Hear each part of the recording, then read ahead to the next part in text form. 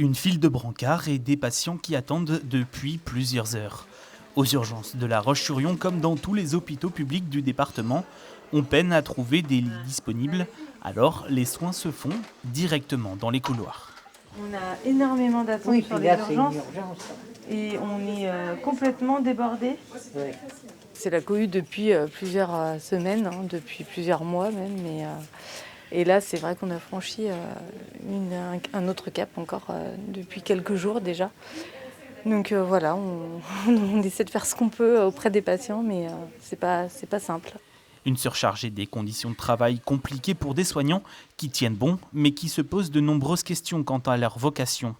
Comme ces 3 aides-soignantes en EHPAD qui viennent de terminer leur service. Dégoûté, oui. Moi, c'est plus un ras-le-bol. Ouais. D'avoir appris un métier qui, au final, les valeurs ne sont plus respectées. Ouais, c'est ça, parce qu'on nous parle beaucoup de la bienveillance, mais au final, on essaye d'être le meilleur de nous-mêmes, mais au final, c'est pas toujours possible, quoi.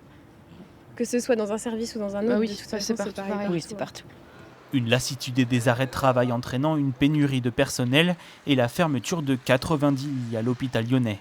Un manque de ressources difficile à vivre pour les équipes, fatiguées par la situation après déjà 2 ans de crise sanitaire. Ils ont l'impression de ne pas pouvoir apporter des soins de qualité dans des conditions satisfaisantes de dignité pour les patients. Ils ont parfois l'impression d'être maltraitants.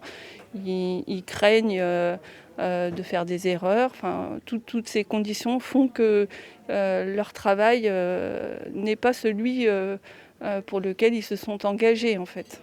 La direction de son côté craint un week-end de Pâques difficile. Elle appelle la population à privilégier, sauf gravité, l'appel à un médecin traitant ou au 116 117 afin de ne pas saturer les services des urgences.